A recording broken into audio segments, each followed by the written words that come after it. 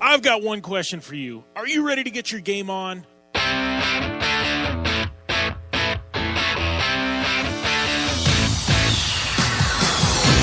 The longest-running off-road and action motorsports radio show on the planet is coming to you live with the biggest guest in motorsports. Here is the only man on the planet who can pack this much dirt slinging and tire slaying into 2 hours a week. Sit back, strap in, and be prepared to get your ears blown. Here is Jim Beaver and the Down and Dirty Radio Show, powered by Polaris Razor.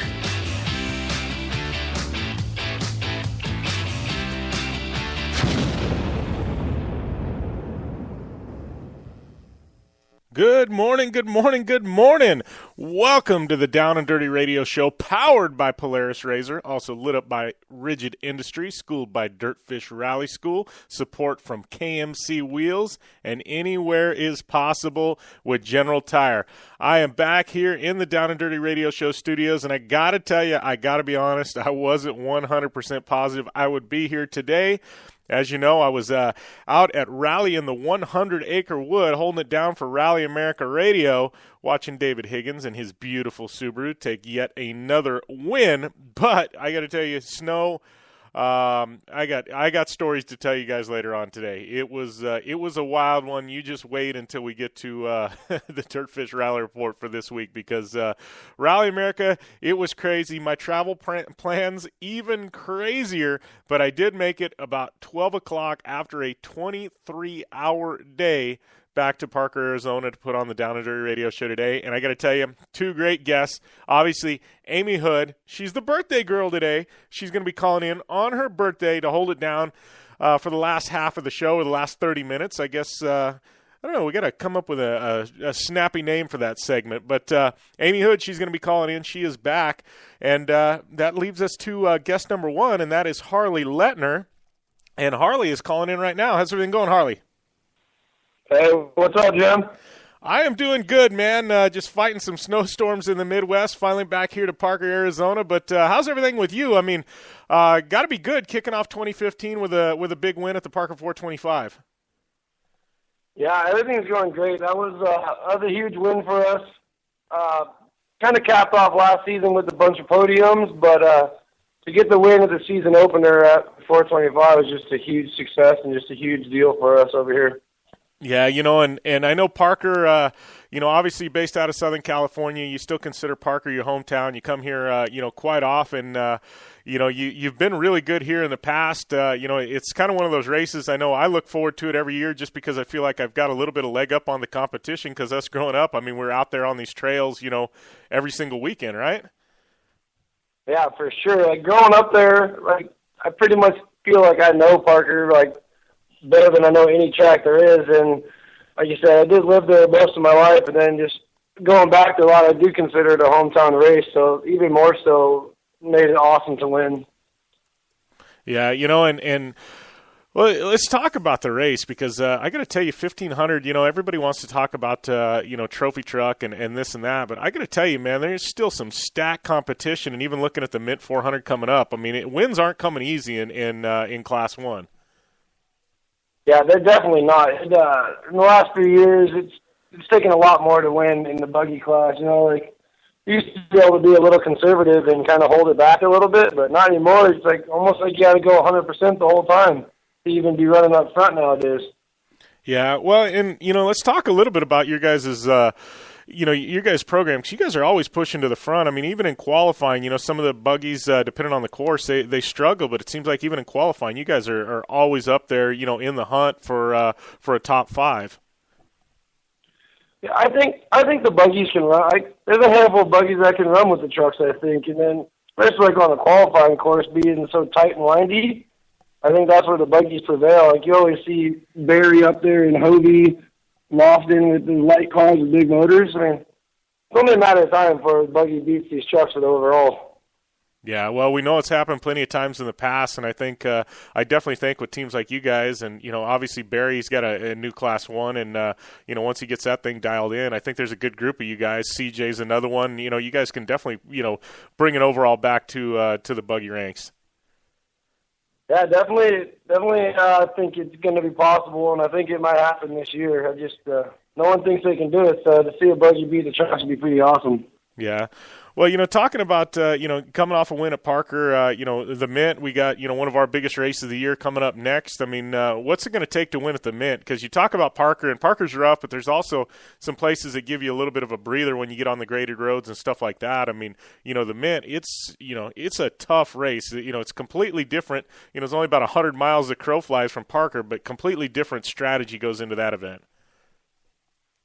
Yeah, definitely for sure. Like Parker's a pretty game on, wide open race because of the graded roads and the long washes and stuff. Whereas the Mint is just the Mint is the roughest thing I think we do up here in the States, because it just gets rougher and rougher, especially with over 300 entries. By the time we go on the last lap, it feels like someone's just punching you in the kidneys. And also, it's very rocky. You got to be very careful on the rocks and just make sure you have a flawless day and not get any flats or anything. Yeah. Well, talk about the changes to the Mint course. I know I haven't, I kind of seen the course layout and stuff, but, I've got my opinions on it, but we're going from 4 laps to, I believe, 3 that are 125, 130 miles. You think it's going to make for a faster running of the race, or do you think it's going to slow things down? I mean, what are your thoughts on the new course layout? I think what they're doing with the new course layout is going to be kind of good for spectators and everything. I think I've seen the layout where they're running it, and I think it's just more rough. So I think it might slow the race down a little bit. Yeah. But also make it very interesting, The rougher the better in these races, I think. Yeah. Well, let's talk a little bit, because I know, for a couple of years now, you guys made the switch to General Tire. Obviously, you guys have been, successful, quite a few podiums. Breaking through at the 425, big win. I mean, how's your relationship with General Tire been? It's very good. They treat me very well, take care of me good, and promote me good, and take care of me with product. And I mean, first couple races, we didn't really perform as good as we wanted to. And then just started getting a handle on everything going on. We were having motor problems and stuff. And the last year, we started off the year bad, blew up a motor, and then just capitalized on them, and they stood behind me the whole time. And I think they're really stoked that I finally brought them that win at the Parker race. Yeah, for sure. I know, definitely stoked on that. Let's talk about kind of your background, because I know, you're like me. I mean, you grew up in the desert. You were on bikes. I mean, geez, I just remember your dad's shop. You guys had Odysseys and all kinds of stuff sitting around. Maybe it was a Honda Pilot. I don't know. But you were always working on something and out there tearing up the desert. But, when you started out, I mean, you built your way up. I mean, you started out in a Class 12 car, and then you moved up to a Class 10 car, and then a Class 1 car. Do you feel like, starting, a lot of these guys now are jumping in immediately to Class 1 or a trophy truck. You feel like, kind of working your way up taught you a lot about, how to push the cars? Absolutely. I think that anyone that just jumps into an unlimited car without having no previous driving experience, I think someone like myself or Corey or someone that started in Class 12 that worked their way up definitely has an advantage on them, because it's a lot different to drive 12 cars and 10 cars than it is to drive big Class 1s or trophy trucks. So I definitely think it was a huge advantage just learning everything starting in the lower classes. Yeah. Well, and, and I know one thing about you, a lot of these guys, they have a full crew to prep their car and stuff like that. I mean, you're one, every in and out and every nut and bolt on your car, because you've helped wrench on it, since day one. You think that definitely when you get out on course have a problem, you have a good idea what's going on with the car, whereas a lot of these drivers just show up and drive, they probably don't. Yeah, for sure. I mean, I think prepping my own car is amazing, because, like you said, if something does happen out in the desert, I have quite a few spare parts on the car that we can change and fix if it's easy. Whereas, there's so many drivers out there, I've seen guys that pitch a belt and don't know how to put it back on, so they just sit out in the desert and wait.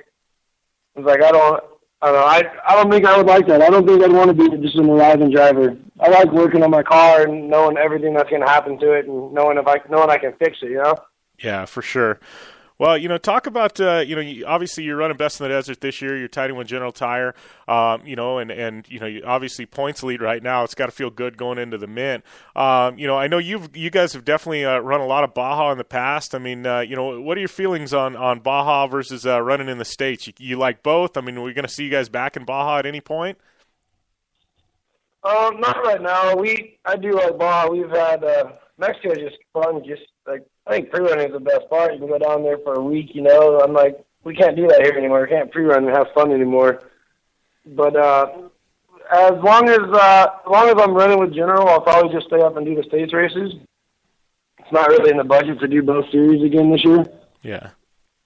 So we never know. Maybe someday, but not anytime soon, I don't think. Yeah. Well, let's talk about Class 1 because obviously, you've got one of the cars that's just absolutely dialed. One of the front running Class 1 cars, and have been, have had it for quite a while. I mean, where do you see the future in technology in Class 1? Because a lot of times people go, the cars look the same as they did 5-10 years ago. But I'm looking at them, and and the technology has definitely changed in the past 5 to 10 years, just like it has in Trophy Truck. I mean, specifically in the Class 1 cars, the open wheel buggies. I mean, where do you see things pushing in the future? Oh man, honestly, I don't even know where these could go any further from here. But even like you said, in the last 5 years, 5 years ago, I would have said the same thing. But they keep getting bigger motors, bigger trannies. They keep getting wider, and what Don Dell's new car, 39s on it with 800 horsepower. So it's I guess someone's going to keep pushing the envelope, but I really don't know how much bigger, how much better you can make these Class 1 cars. I don't think they're going to. We can't, with these transaxles, we can't run those big old 39s and 40s like you guys in the truck. So I don't know how much more you can do to a Class 1 car, Yeah. Well, it just seems like, you look at the whole and it's like there's been a lot of little changes. I know just, brakes in particular, brakes we were running 5-6 years ago, we thought they were great. Now you get these new JMARs on there and you're like, holy crap, what was I doing before, and it's like there's a lot of little changes that add up to be a huge thing. Yeah, for sure. Just like you were saying, brakes. We just, on our buggies now, we run the humongous JMR 6-piston trophy truck brakes. Because when I went to, my car was always on 37s. When I got linked up with General, it was on 35. So when I got linked up with General, I went to 37s, and it just wouldn't stop with the normal 6-piston caliper. So Don over Jim, I set up with the big old huge trophy truck ones, and now I think it sounds weird, but I think with bigger, better brakes, you can actually go faster because you can dive in the hole further, and then when your car's going to stop, you're shaving seconds off every corner. Yeah. And I think it's quicker like that, and then I don't know, like you said, little things are just going to keep changing and make everything so much faster and better. It's crazy. Yeah. It's crazy the progression of the sport. Yeah. Well, talking about that, I mean, there's a lot of guys, even Loft, and he's moving into a trophy truck now, but, even talking with him last year, he thinks there's, in a lot of spots, there's places where the Class 1 cars are actually faster. I mean, you feel that way, and where on course, I mean, you're running up there with trophy trucks. I mean, where are you making up your time on course in the buggies where the trucks are slower? I've had the most, success catching trucks and passing them in the, in the tight, windy, twisty washes and just through the trees and all that. But on the wide open stuff, they're obviously mile an hour faster than us. And then some of the big holes, after Pit 2 at Parker, those really huge ones, they just walk by us with all their wheel travelers. You can't keep up with them in that stuff. But the tight, twisty stuff, the real technical stuff, is where we can catch trucks no problem. Yeah. Any ambition on your part? I know the family, obviously, you one of the first teams when Trophy Truck was originated, to run Trophy Truck with your dad and your grandpa, and I know you guys have sold that truck, and obviously it was based off a buggy chassis, but, any chance in the future we see you guys pop back in Trophy Truck? Are you pretty happy in the Class 1 cars? I'm stoked in the Class 1 car. I really like them just because talking to all my friends that jump up from buggies like Lofton and TJ, they say that, the driving isn't, the driving's there, but it's not. They're say you're on a big couch, in the trucks where buggies need a lot more input. So, I like the actual driving and the wheeling them around, but as far as Letner Racing is concerned, we're never going to a truck, just budget-wise. And but I would love to race trophy truck one of these days. Yeah, well, and I know, just what you were saying, talking with guys, even like Jesse Jones, I know between when he went to Class 8 to Trophy Truck, he spent like a year in Class 1, and he's even said it, like, I feel like you can be fast in a Trophy Truck and still be a real sloppy driver. I feel like, Class 1 is almost kind of like a rally car where you take some precision. I mean, there's a lot of driving that goes in, and, if you make a mistake, it costs you time, whereas in a Trophy Truck, you can make a mistake and really not lose much time at all. Yeah, for sure. Like just talking to some people, like things like when you're in a buggy, like especially being independent rear, like you come into some corners where we bicycle and the buggy and you got to lift and everything. The truck, you can just throw it sideways and hit whatever the hell you want and it goes right over it, especially with the big tires and big horsepower. Yeah, exactly. Well, talking about, what's 2015 plans for you guys? So mainly concentrating on taking home that 1500 championship in Best in the Desert? Oh, that's my biggest goal. I mean, I'd love to win all the races, but that's you can't set your sights that way. Just want to be consistent and finish every race, hopefully on the podium position, and bring home that number 1 plate or number 1500 plate. That would just that'd be great. Corey and myself won 1 championship in school, and we've never yet to get a Best in the Desert one. So I really want to try to get Best in the Desert title under my belt. Yeah, for sure. Well, I got to ask you, obviously this comes up a lot with desert racers. Ever thought about doing any kind of short course racing, or is it something you're pretty happy sticking with the desert stuff? Again, I would love to do short course, but Gramps is a hardcore desert racer. Yeah. As long as he's coming in, I think we're going to stick to the desert. So, there's always I would love to race short course, but if anyone out there wants to pay for it and let me drive their truck, I'll be there in a heartbeat. Yeah.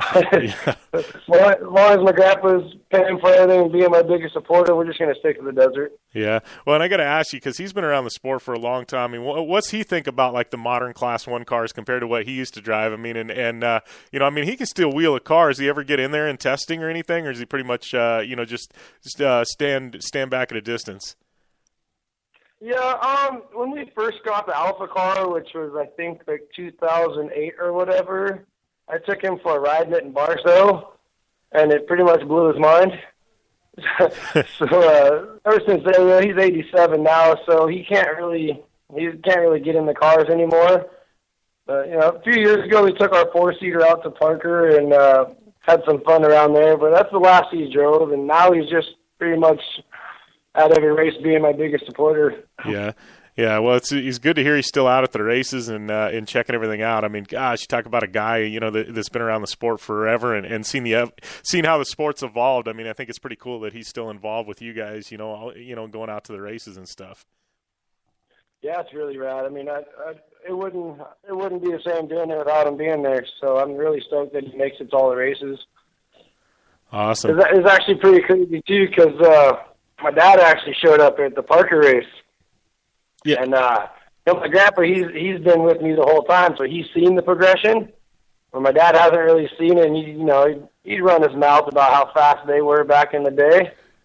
So I told my grandpa to take him out the Shea Road out the start of Parker, and he watched Robbie and a couple of the guys go by and changed his whole tune. He said he'd never seen cars go that fast across the desert before. Well, that's saying something, because your dad can wheel a car too, man. Yeah, for sure. But I mean, it was just he hasn't seen it like my grandpa or we do every race of the year. So for him to come out and see the cars actually go by through those routes, he was pretty shocked. Yeah, well, I think that's saying something. It's like us. We see it, all the time, and, we don't see the progression as much because we're at every single race.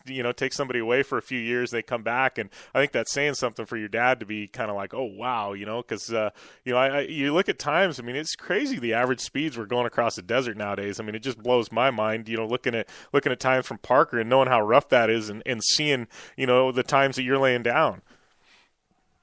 Yeah, it's really insane. I check out all and I'm sure you do the same thing. We'll be going through a section, rocks bouncing off everything, car making a hell of a lot of noise, just wondering to yourself, how in the hell are these cars doing this fast 400 and 500 miles at a time. Well, yeah. It's insane. Well, that's what, you some of these people on the East Coast and stuff, they hear about off-road racing, and then was able to drag somebody out last year to one of the events, and they go, oh, my God, like you see the videos, like it doesn't do it justice. You go and stand in, one of these 3-foot holes, and it puts it into perspective, and it's, like you said, how do these cars, you would think they wouldn't live for a mile, but yet we're getting them to last 400 and 500 miles. Yeah, it's truly insane, in my opinion. I don't know how the hell they do it. Yeah. Exactly. Well, it's been good catching up with you, Harley. Got anybody you want to thank before we let you go, my friend? They got a huge laundry list, but General Tire, King Shocks, JMR Brakes, and Speed Energy, Patrick Signs, some of my supporters that really take care of me. There's a whole laundry list, and I'm not going to waste your guys' time and name them all down, but just thank you to everyone that supports me. They all know who they are. Yeah. Well, and before we let you go, one last question. What's it going to take to win the Mid 400 in 2 weeks?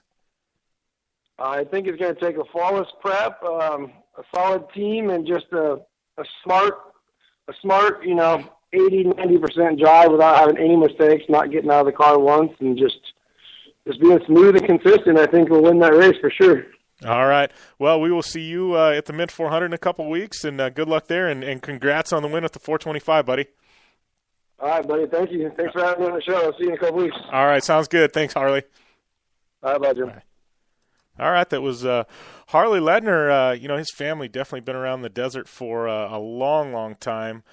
Just good people, man. Behind the scenes, they've been involved for so long. I mean, his dad Marty. I mean, his grandfather. Danny, just the Letner family, Harley, I grew up with him actually doing some BMX racing and stuff like that. And, cruise by his dad's shop on Main Street once in a while. And Harley was always wrenching on something, whether it be a dirt bike or, like I said, like a Pilot or an Odyssey. I mean, always had some kind of project he was working on and always fast out in the desert. And, it's cool to see them, running at such a high level. And Harley, literally, I mean, there's four guys, class one, who's going to win? And Harley's name always pops up on the list. Hey, top 5 qualifying, who's it going to be? Harley's name's always thrown in the mix. The kid can definitely wheel a car, and sometimes his speed just blows me away. How fast he drives and with such control, and definitely one of the great talents in off-road racing. And part of the team General Tire with me, and share a few sponsors like JMR Brakes and some others. But Harley, definitely a good egg there, and great catching up with him. And it's been a while since we've had a Class 1 dedicated racer on there, and talking about the technology and the changes and things like that. It's pretty cool to get his perspective on things, and like I always said, he's cool. He's one that's wrenched on his stuff from the beginning. He knows how to wrench on a car. Obviously they had a trophy truck at that point sitting in the garage, when him and his cousin, Corey started out. But Grandpa started him out in a Class 12, wouldn't allow him to move to Class 10 until they were dominating Class 12, made the move to Class 10, started dominating Class 10, and then finally they went and built a Class 1 car. So always cool to see a guy like that, move up the ranks. And like he said, there's a lot of these guys that immediately they've got money and I'm going to run trophy truck. I'm going to run Class 1. And it's not the way it should be. Guys like Harley, you talk about Mark and Gary Wyrick, starting out in some of the smaller classes, working their way up. I mean, TJ Flores, myself, for that matter, even Robbie Gordon. Robbie didn't start out in the best. I mean, he worked his way up, and, it seems like that's it's like days gone by, and it really shouldn't be. I think, there's a lot of great classes like Trophy Light and, 6100, 7200, Class 10, that 1600. There is a logical ladder system in desert racing. A lot of people, because we don't have licensing, just immediately step up to the top series because they can afford it. And I don't think it's right. I think, you see a lot of the accidents out on course and things like that, and some of the stuff I've seen as a driver, it's definitely Definitely not the way it should be, but it is. But, it's cool when there's a guy like Harley that, he's proof of the system. He's worked his way up, and he's now dominating Class 1, just as he did all the other classes all the way along. And I think, off-road definitely needs to get back to that point where there's a focus and an emphasis on that. For some odd reason, that's been out the window in recent years, though. But great catching up with Harley. I mean, great win for him in General Tire at the Parker 425. Mint 400, man, it's coming up, and we're going to get into that later on in the show. But I got to tell you, stacked entry list. Whether we be talking Class 1 or 1500, as it's called in Best in the Desert, trophy truck or trick truck. Class 10, I mean, Polaris Razors, everything. I mean, the UTV classes, it's just absolutely smashed field of cars. It's going to be a wild one. So definitely looking forward to talking with that, and great catching up with Harley today. So we're going to take a short break, and when we come back, we're going to be talking some Rally America. Also, IndyCar versus Action Motorsports. Big article went up on Racer, and they issued a retraction. So we're going to get into talking about that because I think it's a crock of crap, to be honest with you. So definitely going to be getting into the retraction by Racer Magazine. Kind of a slap in the face to us in the action motorsports industry, as far as I'm concerned. But we'll definitely talk about that. And, I guess we can roll out that big announcement from last week that I was telling you about. But the Down and Dirty Radio Show picked up some new partners. A lot of you know I do some a bit of appearances on Fox Sports with Race Day on Fox with Rob D'Amico. Talk a little off-road over there, some rally, and once in a while some Supercross. There is a new network, a new motorsports-only radio network called Race Day Nation. Via iHeartRadio. We have been pegged to be a part of the new Race Day Nation Motorsports Network. It's airing on iHeartRadio. It's the first motorsports-only talk network on iHeartRadio, I believe. And also, so the content is syndicated to foxsports.com. So if you go to foxsports.com, their motorsports website, /motor, I believe it is, or /NASCAR, you're going to see the Down and Dirty Radio Show, as well as a great group of other radio shows, including NASCAR radio shows. Our friends at Whole Shot Radio are there. Race Day Nation with Rob D'Amico. MRN. It provides a lot of their content, their Wing Nation show. So lots of great shows. It's called Race Day Nation. You can go to racedayNation.com or get the iHeartRadio app. We are now on iHeartRadio. Just punch in Race Day Nation. It will pull up the on-demand Motorsports Network on Race Day Nation, or on iHeartRadio. So very stoked to be a part of that program. I think it's great. Basically a Down and Dirty Radio Show. It just expands our listening audience, and hopefully we can get some new fans from maybe some other motorsports. Fans of other motorsports crossing over into the action motorsports now. I think it's a great thing, and I got to give a big shout out to my friend Rob D'Amico for planning this whole thing out. I know it's been definitely been a work in progress for him for quite a while, but it was big enough. They actually sponsored a NASCAR truck this last weekend in Atlanta with Race Day Nation wrapped on it. So you can follow Race Day Nation. They have a Twitter and Instagram and a Facebook handle now, but we're definitely part of the new Race Day Nation on iHeartRadio, as well as foxsports.com. Very excited about that. So we are going to take a short break here on the Down and Dirty Radio Show, powered by Polaris Razor. When we come back, Dirtfish Rally Report. We've also got Snocross. We've got Stadium Super Trucks. And we're going to be talking IndyCar versus Action Motorsports. All that and more on the Down and Dirty Radio Show, powered by Polaris Razor, when we come back. Thanks for staying tuned.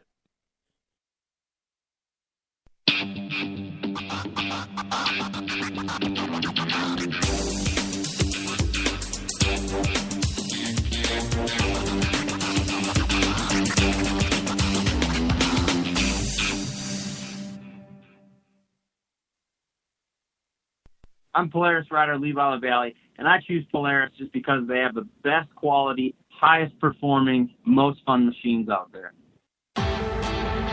Only one company has taken Levi LaValle to 10 X Games medals, Snocross championships, a double backflip, and a world record long jump of 412 feet across the San Diego Harbor on New Year's Eve, and that company is Polaris. Whether it's dominating the X Games, racing a stock Polaris RZR XP1000 in the Terracross Championship, or just hitting the trail on the weekend, for over 20 years Levi has relied on the same quality Polaris vehicles and products you can purchase at your local Polaris dealer. Take the advice of action sports legend Levi LaValle and visit Polaris on the web at Polaris.com to see the full lineup of Polaris vehicles, or follow them on Facebook, Instagram, and Twitter at Polaris RZR.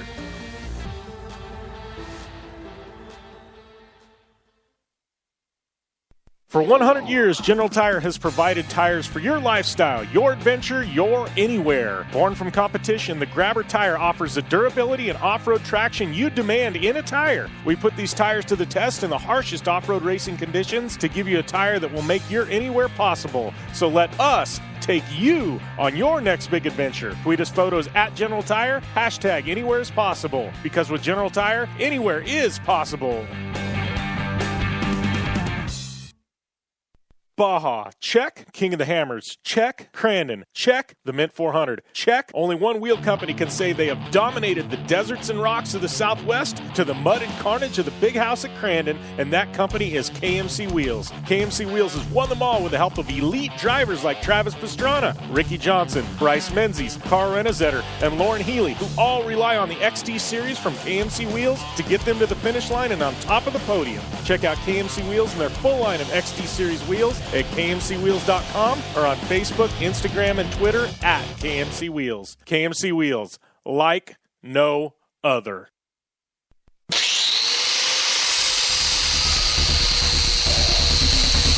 Rigid Industries is the original and #1 LED light bar manufacturer in the world. Torture tested by some of the best drivers in motorsports. Rigid LED lighting products use cutting-edge technology and can stand up to the harshest conditions Mother Nature can dish out. Designed, engineered, and assembled in the United States, Rigid LED lighting is the only choice for your off-road vehicle or boat. Find out more information on the entire line of Rigid Industries LED lighting products at www.rigidindustries.com.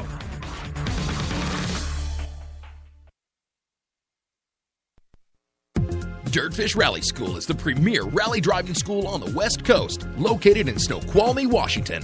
If you're looking for a ton of fun with world-class driving instructors honing your skills, Dirtfish is the place for you. Dirtfish has 315 acres of playground with mixed surfaces for your driving experience. You can spend anywhere from 2 hours to 3 intense days of instruction refining your driving and racing skills. Whether you are looking for credits towards your Rally America license, honing your racing skills, or just having a fun time, Dirtfish is your school. Your classroom is behind wheel of a 300 horsepower rally-prepped Subaru STI. These cars have protective cages, suspension modifications, and are built for one purpose: to push you to your limit. By the end of your time at Dirtfish, you will have the confidence to rally with the best.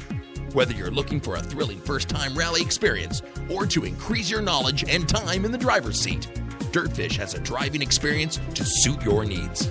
For any information on their classes, corporate events, or their facility, check them out on the web at www.dirtfish.com or on Facebook, Twitter, and Instagram at Dirtfish Rally.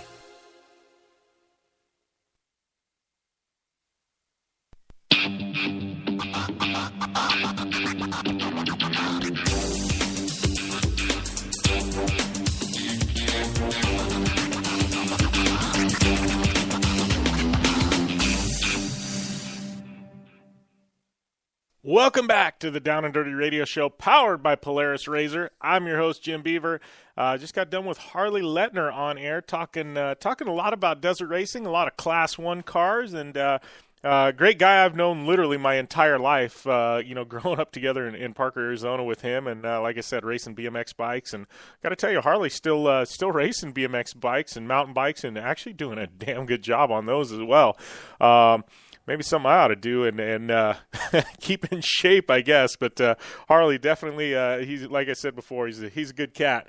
So stoked to be able to catch up with him. And don't forget, later on we got Amy Houde calling into the show, and she's the birthday girl. So going to be great catching up with her. Got to tell you, let's have a little fun here. But Amy Houde, obviously, she's calling in later on in the show. Tweet me. I want to know at JimBeaver15. What kind of birthday presents would you give Miss Amy Houde? I'm wondering what kind of responses we're gonna get here. So what kind of birthday presents would you give Amy Houde? So tweet me at JimBeaver15. I want to know birthday presents for Amy Houde. What would you give her today on her birthday? She's turning 26. Remember, she's a moto chick, as she says. So what would you give Amy Houde for her birthday? I want to hear you at JimBeaver15. So we are about 30 minutes into this show and rocking and rolling, and the big event over the weekend. Obviously, we got Supercross, Snocross, and little stadium super trucks from Australia. But the big one was Rally America, Rally in the 100 Acre Wood. And I'm going to jump right into some coverage of that. And I got to tell you, being up there in person, on hand, it was absolutely an insane event. And as David Higgins would put it, I'm going to use David Higgins' quote. It was mental. It absolutely crazy. At one point, David looks at me when I'm interviewing him in his motorhome, because we're in his motorhome because it's literally dumping snow outside, ridiculously cold. And David looks at me and he goes, he's raced rallies all over the entire world, right? And he goes, these are the worst conditions I've ever seen for a rally in my entire life. Coming from David Higgins, that is something. This is your Dirtfish Rally Report for this week, brought to you by our good friends at Dirtfish Rally School. Find out more information on the web, www.dirtfish.com. Don't forget, not only all-wheel drive classes, they've also got the rear-wheel drive classes up there as well. They've got classes for beginners all the way up to advanced, and anything from a 2-hour class to a full 3-day class. So make your way over to dirtfish.com. And sign up for a class. And if you're looking for a super secret discount code, check out last week's episode, because we shouted one out on air. Need to refer to last one. I believe I tweeted it as well. So you're definitely looking for a discount code for 10% off. Go into the archives and you'll be able to find it. But yeah, Rally in the 100 Acre Wood. We did that intro talking about David Higgins and the conditions. And I got to tell you, the takeaway from this, two things. One, Rally America did a phenomenal job, all things considered, with this rally. You can't control the weather. And, snowdrift, everybody goes, oh, snowdrift's in the snow. This was completely different. As ACP put it, we were running winter roads with summer ditches, and a lot of these cars at Snowdrift, I mean, you can actually use the banks of snow to scrub speed. I mean, these guys literally hang the rear of the car out a little, or hang a wheel over there. They can scrub speed by the snow. And, not only that, but if there is a base layer ice, there's so much snow on top of it, these cars generally can get traction at Snowdrift, right? Completely opposite in St. Louis. Well, not in St. Louis, I'm sorry, in Salem and Potosi at the 100 Acre Wood. Completely different. We had ice, we had very little snow on top of the ice, and we had nothing in the ditches. And as you can see, I think Nick Roberts posted up a picture of his spin. I mean, Nick was going maybe 15, 20 miles an hour, maybe 25 at the time of the spin. I mean, he was just tiptoeing around a corner. Rear end stepped out, and he spun. I think he said he almost did a 720. It was that bad. And some of these hills that these drivers were going up, we're talking small hills. Normally in a rally car, it's nothing. I mean, cars getting stuck. We're talking back in the regional entries. Couldn't make it up the hills because they were so icy. And then you get 5-10 cars behind them piled up, and it was just an absolute mess. Rally America worked their butt off to make things right and to keep this rally going. And there comes a point where you just have to wave the white flag, or And I think there wasn't one competitor that was going to complain about it. A lot of times you shorten a race and there's some competitor pissed, and even the guys that could have benefited from continuing to run the stages, like David Sterks and some of the other guys, hoping that say David Higgins had an off or something, which totally could have happened. Even they were like, no, let's be done with it. We're over it. Nobody wanted to continue on in the rally. I think they could have even called it earlier in the day, and nobody would have had a problem. So that puts into perspective what was happening there. And, Rally America, phenomenal job of keeping the thing going. The volunteers, I got to tell you, those volunteers at 100 Acre Wood, tip of the cap to you guys. You guys endured absolute just a frozen hell out there, and to stick around all day long in those conditions like you guys did to help the rally continue, amazing, absolutely amazing. So before we get into the results or anything, I just want you to know the volunteers and the volunteers at 100 Acre Wood Rally, the organizers as well as Rally America, tip of the cap to all of them, because all things considered, they did as well as they could have. And then the competitors, the guys that finished this one, I got to tell you, they earned it. Absolutely earned their finish. As far as I'm concerned, anybody that finished this rally is a winner. It was that bad. I can't even put into perspective how bad the conditions were. It was just, absolutely madness. So, and I'm getting a tweet from our good friend Mike Shaw. I agree with you. Photographers and videographers, tip of the cap to those guys as well, because I hope they got something good out of it, and especially with a cattle jump. A lot of you guys know the cattle jump, right? It's the one of the most iconic jumps on the Rally America calendar. You've seen videos and pictures of Block every year. Just sailing this thing, right? It was one of the last stages they ran yesterday.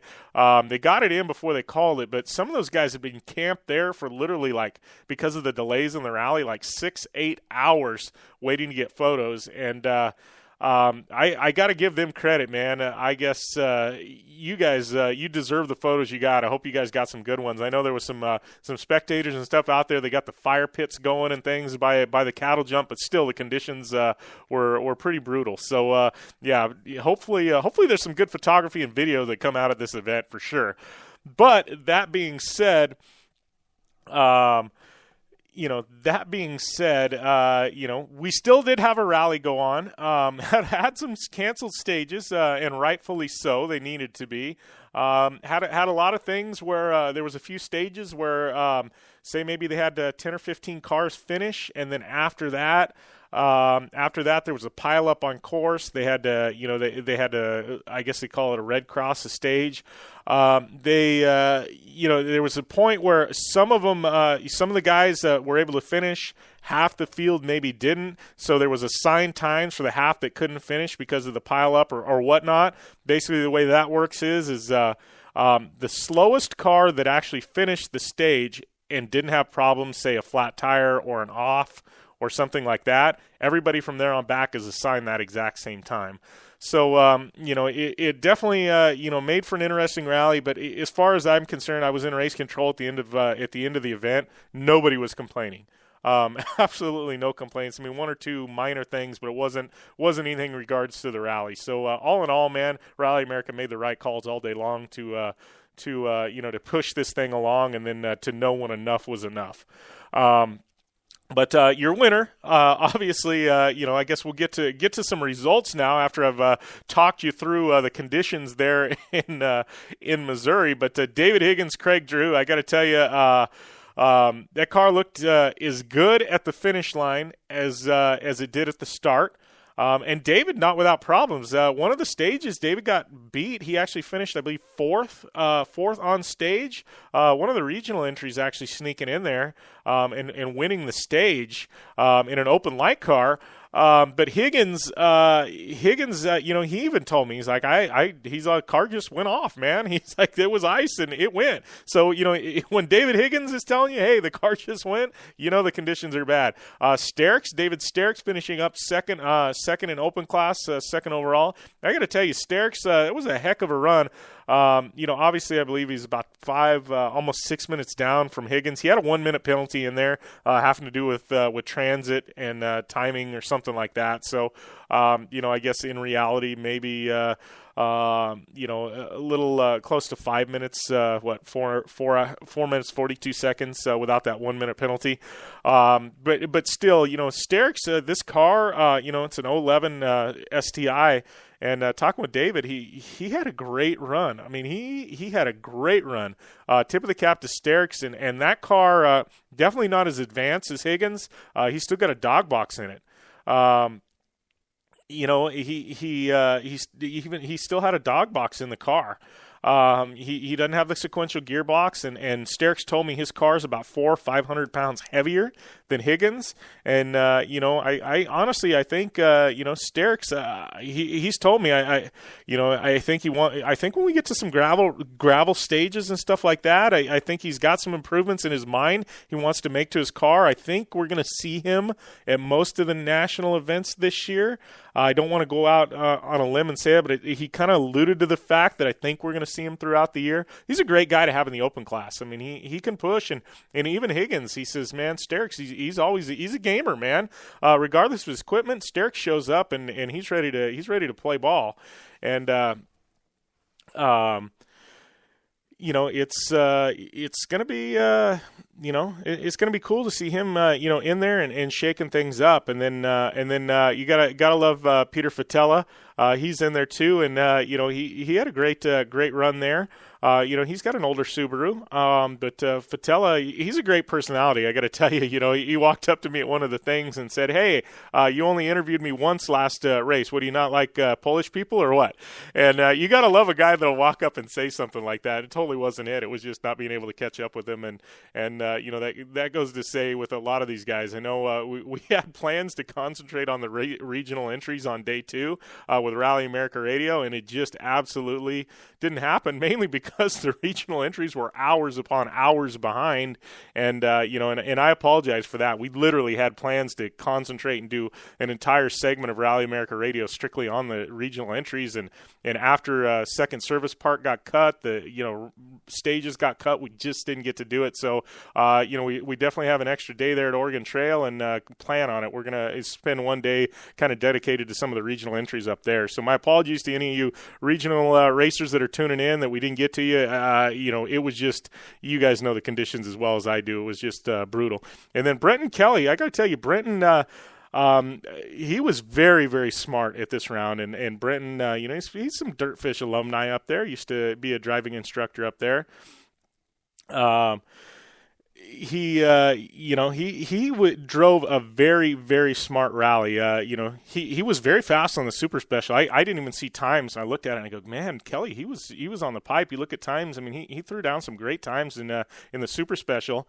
But he told me, I mean, it was just, he was very smart driver. And I think, obviously fourth in open class, fourth overall, it showed you how smart he was. And speaking of smart drivers, first in two-wheel drive, fifth outright, Cameron Steely in a Fiesta R1. Not an R2, not an ST, an R1 Fiesta. Steely, another guy that was absolutely very smart all day long and just keeping the car on course and going along. And he told me, he says the R1's actually a benefit here. He says not having the power of the R2 or the ST. He's like, those guys are just spinning. And then talking with ACP and Troy Miller, they said the same thing. They get on the pipe and it just with spinning tires. So Steely, yep, great finish for him, big win. First in two-wheel drive. Troy Miller, he was leading there. They were within a second of each other, him and Steely at one point, and then Miller had a flat tire, had a puncture. Ended up dropping 2 minutes towards the end of the rally, picked up some more time on Steely and finishing up about 30 seconds apart. So they had a great battle. That's one look to play out later on this year, as we don't know really with O'Neill and ACP what their full schedule is going to look like. But I could definitely see Steely and Miller having a great battle in two-wheel drive this year in Rally America. And then Gary Gill, Super Production, I believe one of the Super Production cars actually beat him, but the way they worked the national and regional entries, Gill ended up walking away with the national win. But Gill, great drive by him, especially with obviously with Lachlan and Nick Roberts having problems, and then super rallying. But Gary Gill, he walked away with a win in super production. Major brake issues on day 2, so you saw his times fall off. So press on regardless, and walked away with a national event win. And then 8th overall, first in B-Spec, James Robinson in the fit. I got to tell you, Robinson winning in B-Spec, finding the two-wheel drive podium, 8th overall in the national in the national championship. I mean, this is a relatively, basically stock Honda fit. The car still has AC and heating. It's got it's seriously still got the entertainment center. He listens to radio in the transit stages. It's got a CVT transmission. An eighth outright for James Robinson. To me, that's the story of the whole rally there. That's an amazing finish for a B-Spec car. If you saw, I mean, this is virtually a stock Honda fit with a roll cage. I don't know if it speaks to the capabilities of the Honda platform or just that James Robinson is a badass driver, but that's a great finish. Obviously in some of the high-speed gravel rallies, we don't expect to see that, but, that's a solid finish for James Robinson. We had Grushka, 5th in the open class, 9th outright, and then ACP Klon back, tie rod issue, 20-some minutes on day 1, one of the first couple stages, had an off into a ditch, broke a tie rod, had to replace it, clawed back the whole way, and he ended up fourth in two-wheel drive, 10th outright. So solid finish for ACP. I know he was just stoked to be out there, hoping to see him back some more. And then finishing things up, Lachlan O'Sullivan clawing back as well in super production to a second. That's definitely going to put the hurt on Nick Roberts. And with him finishing and Nick Knott in that super production championship. But I got to tell you, Gary Gill, I think he's in the mix this year as well. He took a podium there at Snowdrift, and now you got Lachlan finishing second here, and Nick Roberts not finishing. I got to tell you, Gary Gill, definitely one to watch as this deal plays out. Then Steve LaRosa, two-wheel drive. He was in the R2 Fiesta, I believe, at Oregon Trail. LaRosa, off-road veteran, selling his off-road desert truck, going rally racing under the O'Neill banner. LaRosa is going to be stepping up to an ST. They got a brand new Fiesta ST being built for Steve LaRosa. So he's stepping up from the Fiesta R2 to the Fiesta ST. That's going to happen at Oregon Trail. And this guy's a driver, man. You watch him throughout this year, he's going to impress. Then we had McAllister and then Jean-Pierre Rasaya, second in B-Spec, 14th outright in a Chevrolet Sonic. So those are your finishers in the national class. Great event up there in Snowdrift, all things considered. It was just wild, man. I don't even know what to say. It was just wild.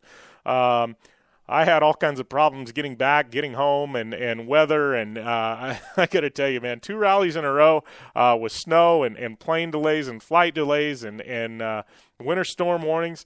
I'm ready for a proper gravel rally, and I'm hoping Oregon Trail brings it to me in April. And I got to tell you, all the drivers, they're hoping for a proper gravel rally as well. So Oregon Trail, I guarantee you entries are going to be through the roof because people are over the snow and they're wanting to rally on some actual dirt, not the white stuff. So looking forward to Oregon Trail for sure. But this has been your Dirtfish Rally Report for this week, brought to you by our good friends at Dirtfish Rally School. Find out more information on the web, www.dirtfish.com.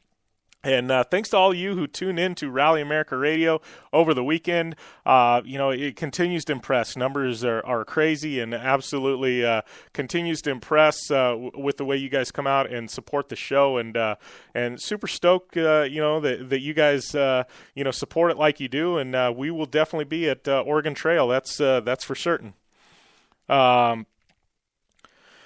So it's been a great weekend of racing. Also, also had some stadium super trucks, had some snowcross, but the big one I want to concentrate on talking about is this article on Racer, IndyCar versus Action Motorsports. My good friend Jen Horsey, a lot of you know her from rally circles. She was a TV personality for GRC for a number of years. She's also very involved in GRC. She's got her stage rally roots, and she's still very much involved in stage rally. She was up there at at 100 Acre Wood Rally, or Rally in the 100 Acre Wood, and she actually wrote this original article, and it got a retraction from Racer Magazine. And I got to tell you, I do not agree with Racer one bit on this. It's basically the premise of the story. Racer says, removed a story that appeared yesterday containing errors regarding relative TV ratings, viewership, and social media audiences of IndyCar compared with action motorsports such as rallycross and drifting and yada, yada, yada. It mainly concentrated on rallycross. We call action motorsports Supercross, off-road, rally, Snocross, drifting. So, to me, it's collective, but, this is strictly mainly focused on rallycross with a little drifting thrown in. It's basically about GRC and their viewers versus IndyCar. And I got to tell you, this is going to be a lot of personal opinion, a little bit of facts thrown in. IndyCar is dead and has been dead for a while. And that's coming from a huge IndyCar fan. I'm a fan of IndyCar, but I think that the motorsports community in the United States, and don't get me wrong, open wheel, they have a hardcore following. They do, just like every motorsport does. But I'm talking about the outside collective of motorsports fans. They can't relate to IndyCar anymore. They just can't. You've got engines that are all the same. Obviously, there's a few engine makes, but for the most part, all the same. The cars look all the same. It's lost its identity. NASCAR, at least the cars, they look different. There's different engines, and the teams can tweak on them. It's not like you're getting an engine from Chevrolet that's the same for every team. I mean, every team can kind of develop their own engine. Obviously, a lot of them are similar and share similarities, but it's just it's a different. It's way different. It's just IndyCar. People look at those cars. What's it look like? It looks like an airplane. It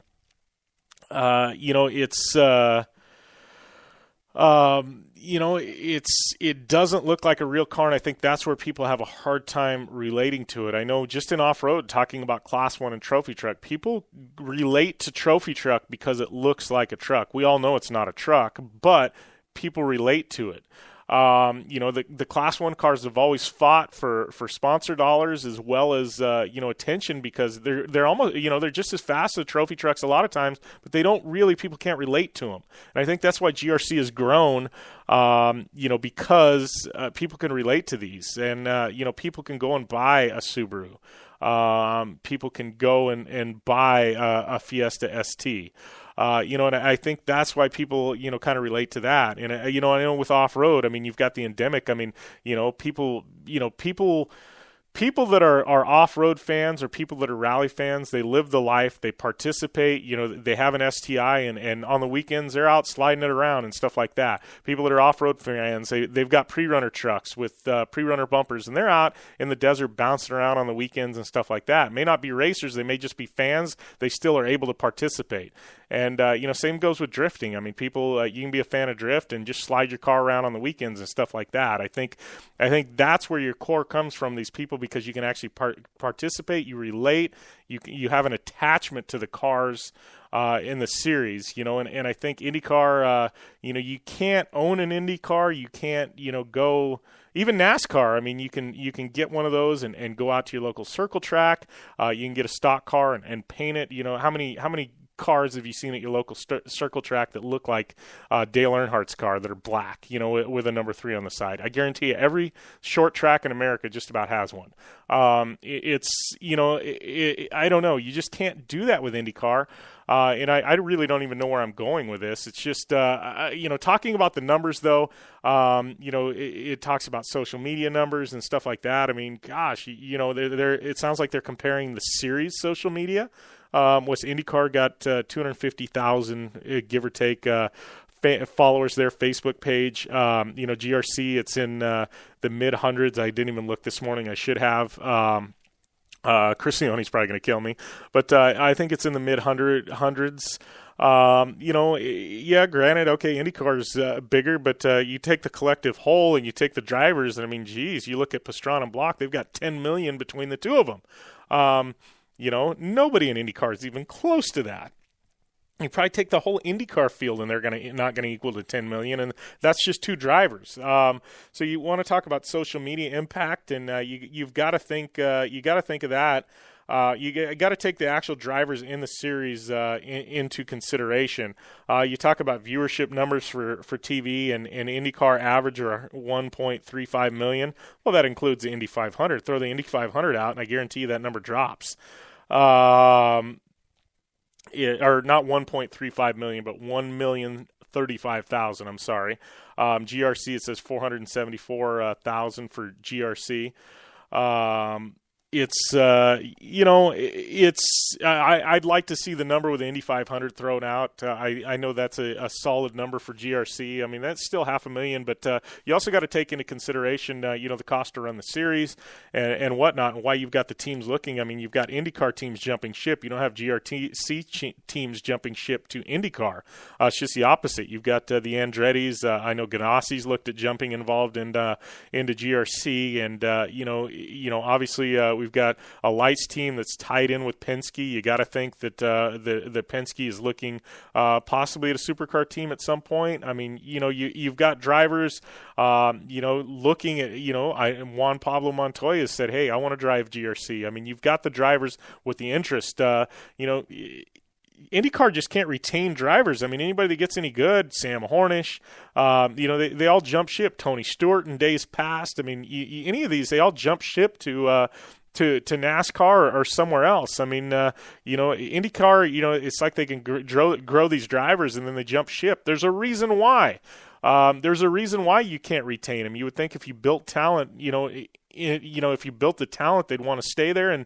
And you've got you've got the Indy 500, one of the greatest motorsports spectacles in the world, and that's not enough. I agree. I'm getting tweets that just because they're joining GRC doesn't mean they're leaving IndyCar. Well, I agree, but if IndyCar was that great, they wouldn't be joining GRC. IndyCar would be enough. But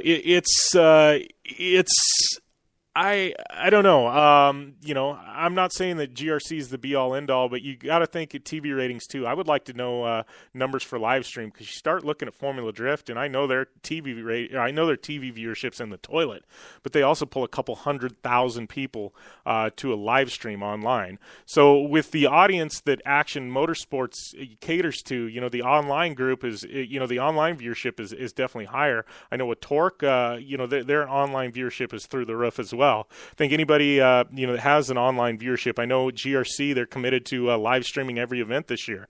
They're committed to that. So I'd like to see those numbers. I'd like to see the numbers that GRC did in Vegas via the live stream. I've heard it's very good. I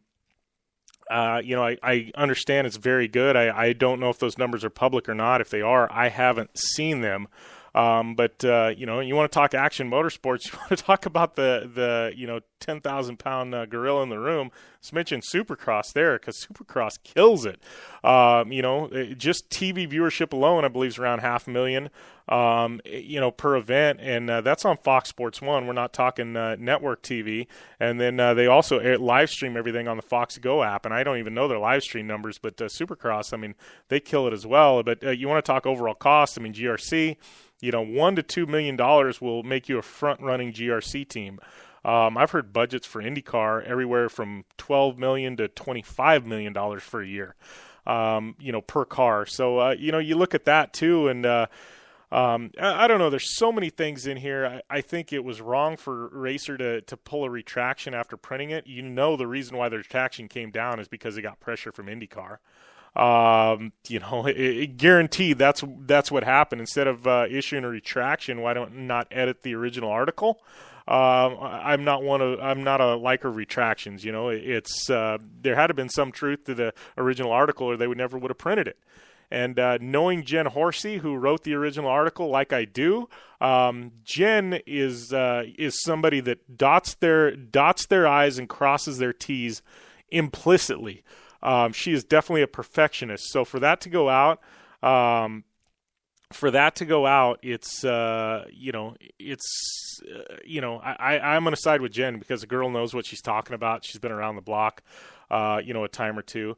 It's, I don't know. Got a problem with the retraction, but especially, they basically throw GRC under the bus in the retraction and completely side with IndyCar after the original thing. And to be honest with you, I don't even know why we're comparing GRC to IndyCar. Anyways, I mean, I don't think GRC has their sights on attacking IndyCar. I think IndyCar is worried and they're on the defense about GRC taking away some of their teams, and which I don't see happening. I mean, I don't see Penske or Andretti jumping full time into GRC and quitting IndyCar. I think they're iconic with IndyCar. I think they're just expanding, but I don't know. I just I've got a problem with the retraction and the way they threw GRC under the bus, and I don't think that Action Motorsports got their due in the retraction, only because they didn't encompass online viewing. I mean, we weren't having an apples-to-apples comparison here, not in the least. And I think that's where my big problem lies. And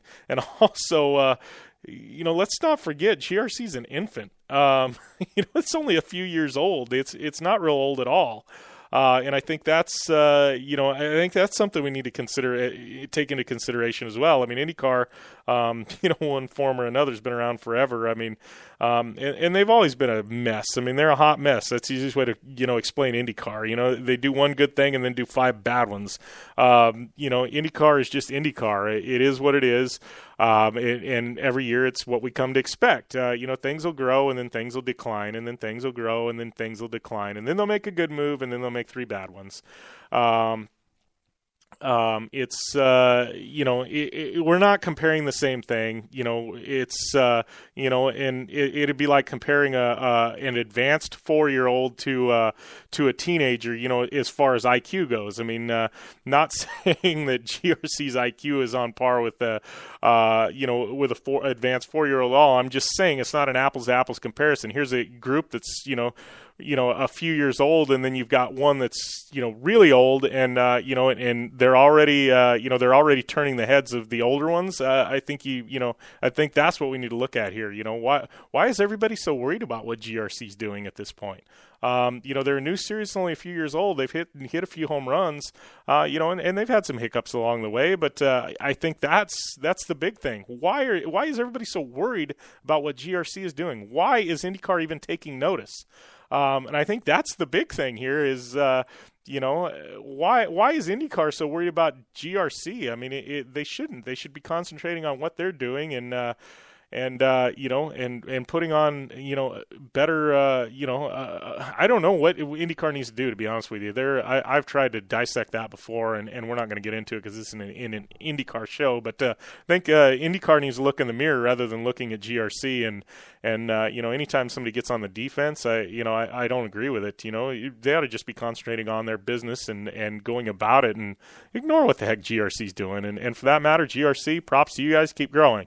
But this is a stupid comparison. It's, Jen's comparison wasn't bad. The retraction is horrible. That's where my problem lays.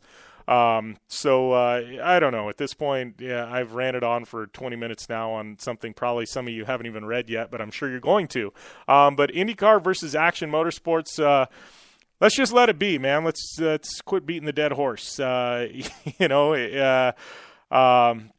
Until we can actually get an apples-to-apples comparison, and it's not going to happen anytime soon unless you can encompass online viewing and social media impact, including drivers, not just the series. I really don't think, it's worth comparing at this point in time. So, there it is. There's my rant. Whether you agree, disagree, I'm one. I always like criticism, and I'm not saying you have to agree with me, and I don't even know what the point of what I just said was.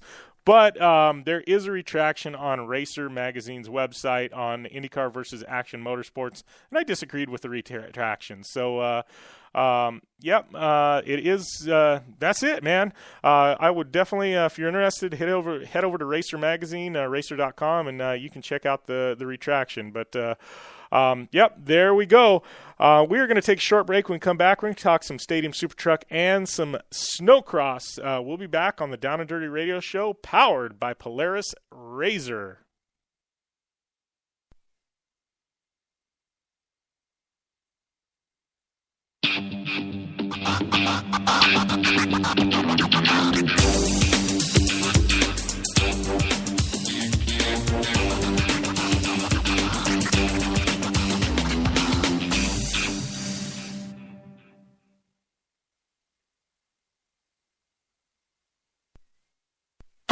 I'm Polaris rider Jim Beaver. I race trophy trucks professionally, host a Down and Dirty radio show, and also travel the country announcing motorsports events. I've seen it all, and trust me, I've done most of it, so when it comes time to relax on the weekend, nothing is better than taking time with my family in our RZR vehicles. They've got the reliability I need to just pick up and go explore the desert, dunes, or trail, and have the capability to attack even the harshest terrain. If you're looking for some of the most reliable and safest, and hands down most capable off-road machines in the world, look no further than Polaris and their award-winning lineup of RZR vehicles. Whether you want your daughter to experience off-road driving for the first time in a RZR 170 like me, take the entire family out in a RZR XP4 1000 on the weekend, or shred the desert and dunes in the all-new RZR XP 1000 Fox Edition, Polaris has you handled. Take my advice and join me and some of the best drivers in the world by driving a Polaris RZR. Check out the full Polaris RZR lineup at Polaris.com or follow them on Facebook, Instagram, and Twitter at Polaris RZR.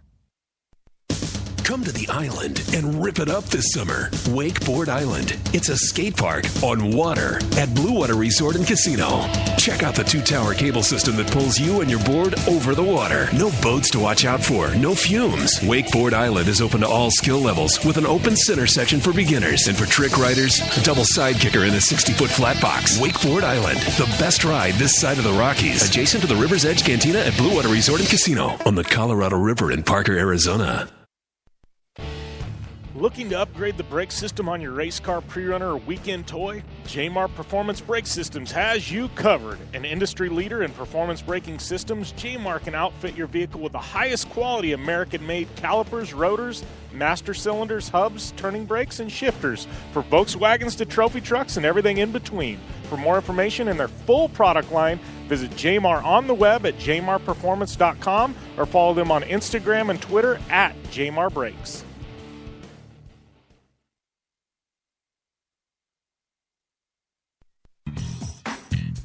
The #1 off-road and action motorsports radio show on the planet now has its own app. The Down and Dirty Radio Show official app is now available in the Apple App Store, Google Play Store, and Amazon Kindle Store. Just search Down and Dirty Radio Show, and you'll have all the latest news, results, and blockbuster interviews from off-road, rally, drifting, Supercross, and Snocross at your fingertips. Hours of interviews from the best drivers and athletes on Earth, such as Travis Pastrana, Ken Block, Tanner Faust, Brian Deegan, Robbie Gordon, and Jolene Van Vute are yours at the touch of a button. Download today and never miss an interview again.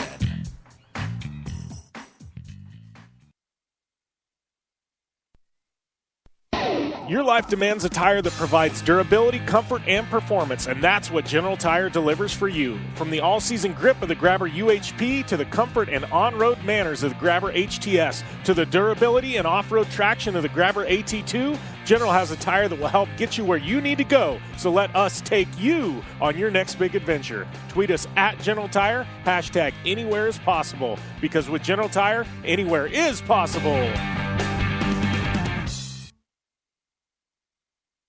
Baja, check. King of the Hammers, check. Crandon, check. The Mint 400, check. Only one wheel company can say they have dominated the deserts and rocks of the Southwest to the mud and carnage of the big house at Crandon, and that company is KMC Wheels. KMC Wheels has won them all with the help of elite drivers like Travis Pastrana, Ricky Johnson, Bryce Menzies, Carl Renazetter, and Lauren Healy, who all rely on the XD Series from KMC Wheels to get them to the finish line and on top of the podium. Check out KMC Wheels and their full line of XD Series wheels at KMCWheels.com or on Facebook, Instagram, and Twitter at KMC Wheels. KMC Wheels, like no other.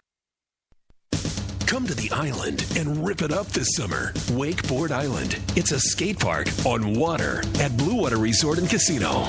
Check out the 2-tower cable system that pulls you and your board over the water. No boats to watch out for, no fumes. Wakeboard Island is open to all skill levels with an open center section for beginners, and for trick riders, a double side kicker in a 60-foot flat box. Wakeboard Island, the best ride this side of the Rockies, adjacent to the River's Edge Cantina at Blue Water Resort and Casino on the Colorado River in Parker, Arizona.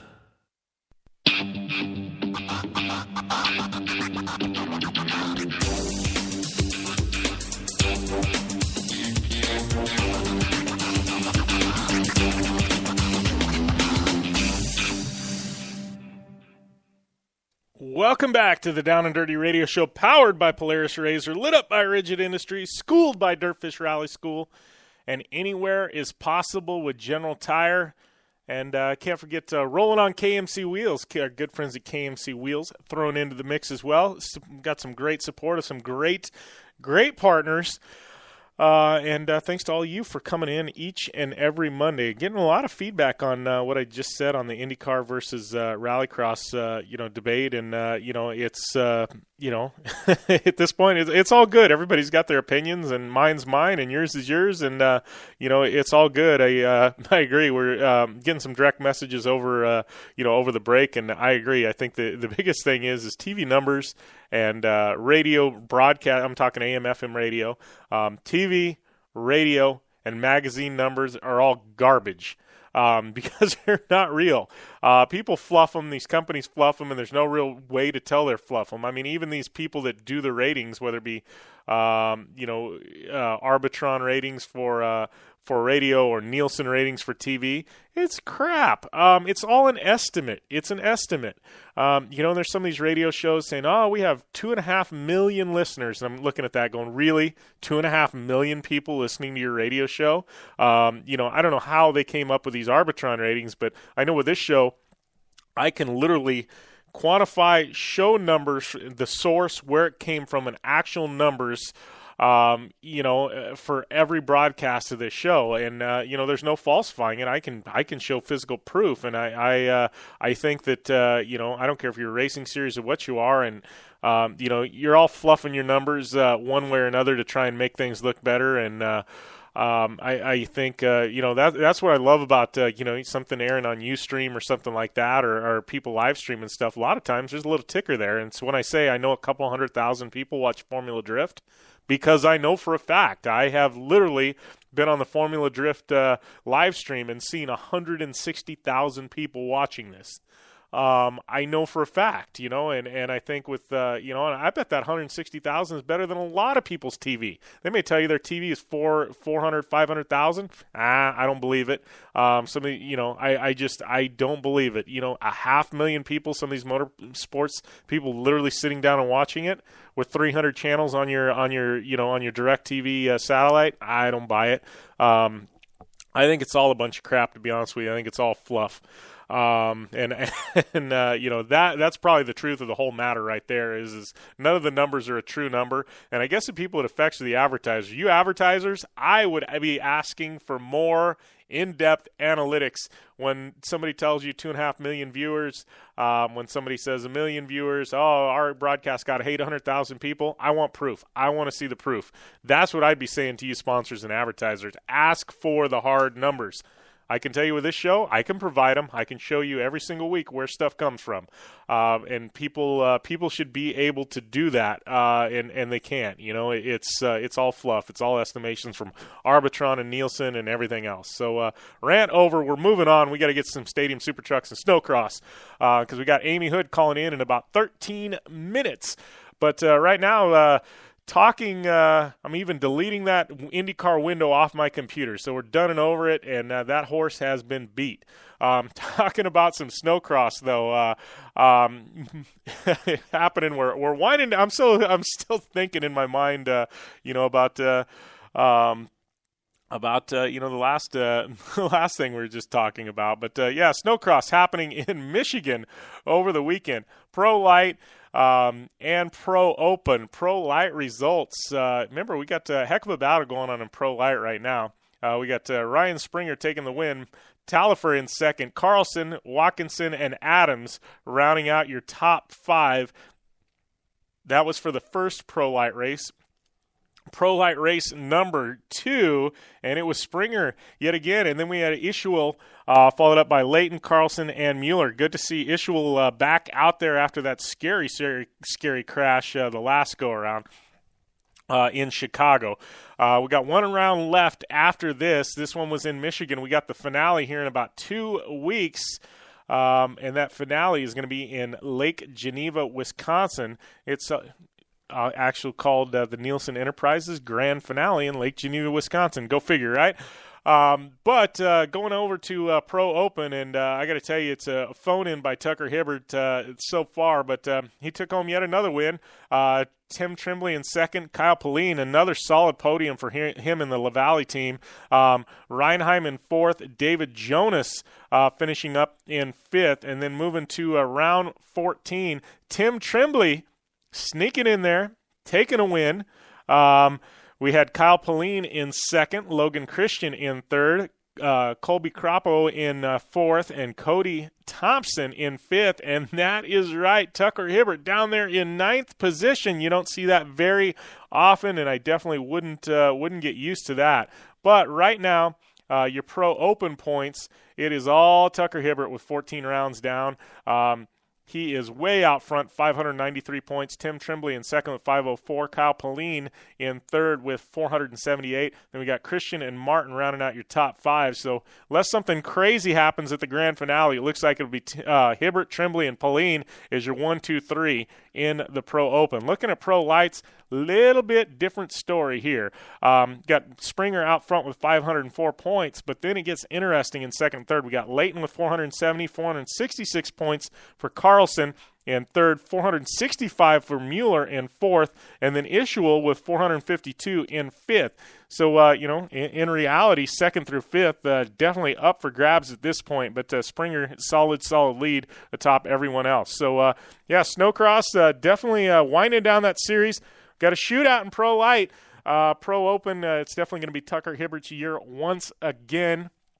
But also another event happening over the weekend. We had the Stadium Super Trucks kickoff in Adelaide, Australia, and SST making its way out of North America for the first time. We've seen some Stadium Super Truck racing in Canada before. Obviously, Race of Champions. We saw a little Stadium Super Trucks down there in Barbados.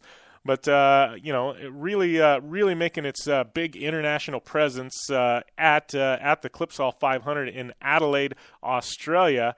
And, I think the big one is who's going to step up this year, and be that guy. Well, I got to tell you, Viso, he took home the win in the very first round, and so IndyCar guy taking home the win there. We had Robbie Gordon in second, Matt Mingay in third.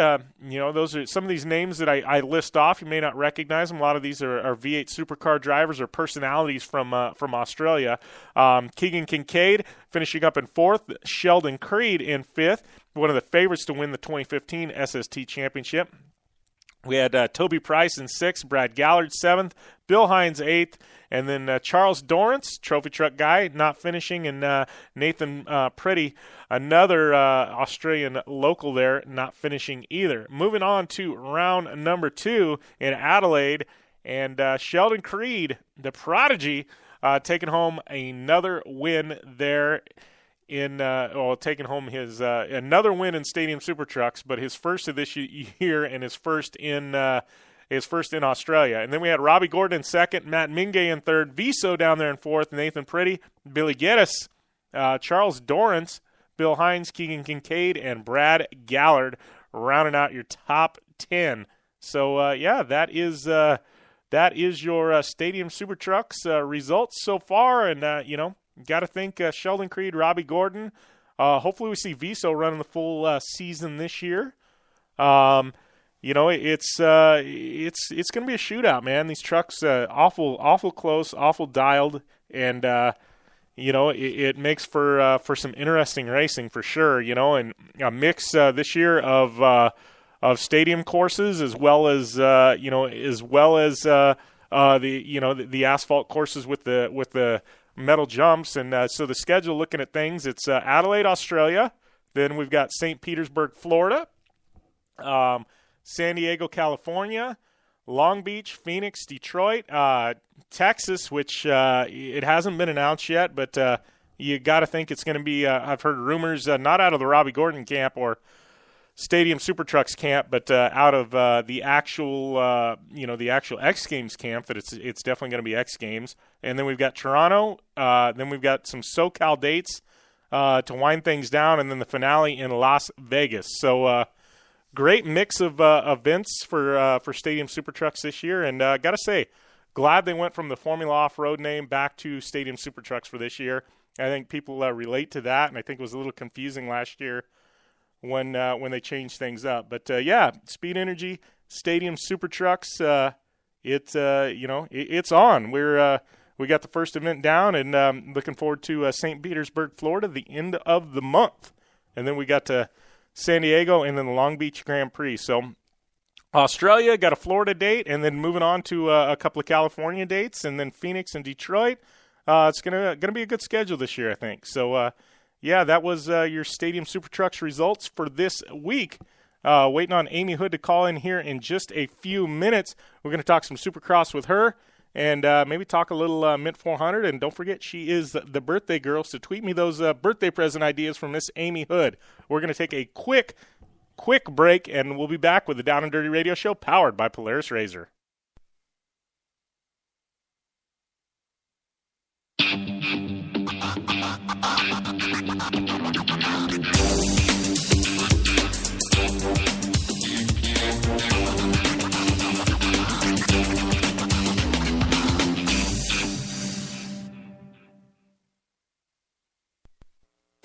Dirtfish Rally School is the premier rally driving school on the West Coast, located in Snoqualmie, Washington. If you are looking for a ton of fun with world-class driving instructors honing your skills, Dirtfish is the place for you.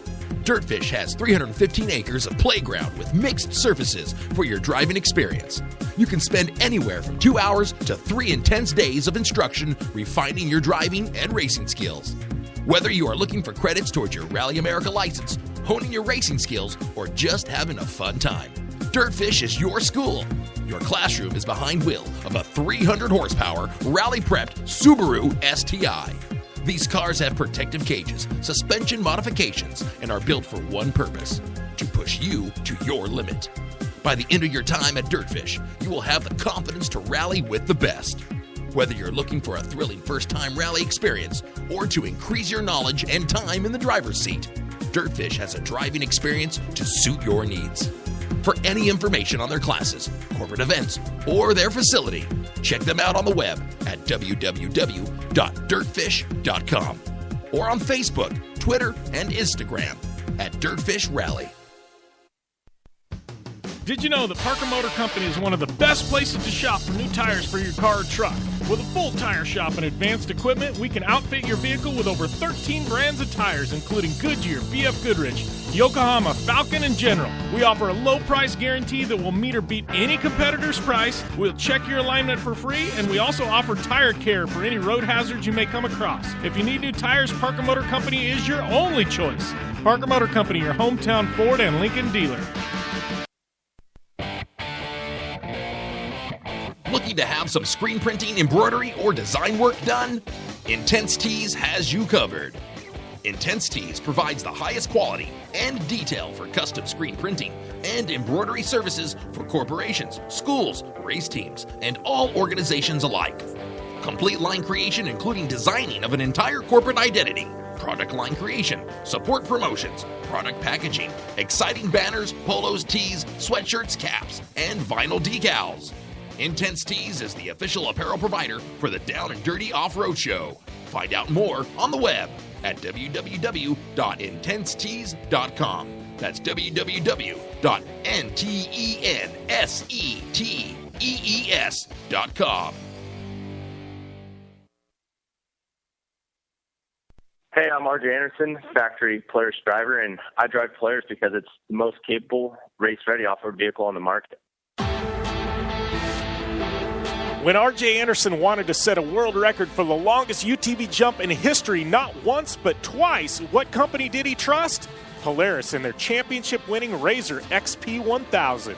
R.J. is a UTV champion behind the wheel of Polaris vehicles, and he exclusively trusts the Polaris RZRs to bring him race wins and championships against some of the toughest off-road racers in the world.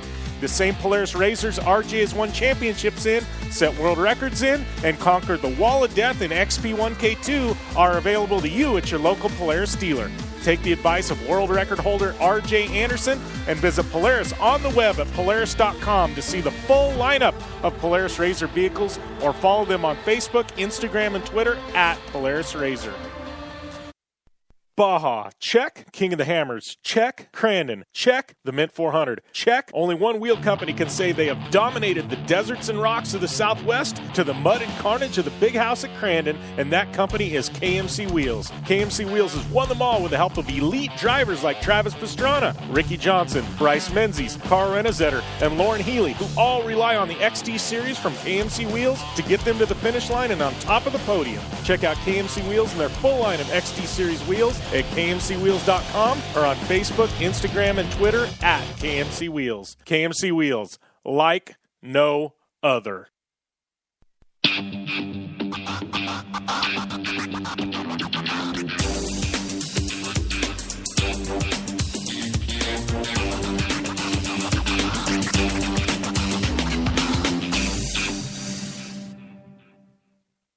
Welcome back to the Down and Dirty Radio Show, powered by Polaris Razor, lit up by Rigid Industries, schooled by Dirtfish Rally School, anywhere as possible with General Tire, and rolling on KMC Wheels. I am your host, Jim Beaver, and man, been a great show so far. A lot of me talking. We had Harley Letner kicking off the show, and great catching up with one of the personalities in desert racing that has been there, done that, and a family that's deeply rooted in desert racing. And great to catch up with him and get his take on the buggies versus say the trucks. Always good to catch up with Harley. Good friend of mine and my General Tire teammate. But we're going to roll into some Supercross talk, and Amy Houde should be calling in here in just a minute or two. We're going to catch up with the birthday girl and see what she's up to. So looking forward to Amy calling in and seeing what's going on with her. But Supercross, yeah, this weekend, man, I got to tell you, it was another round, and I got to tell you, Dungey has been Dungey this year. Started out, I got to tell you, we gave him quite a bit of flack to kick things off. But we'll get into some Supercross now that Amy is calling in. Amy was calling in.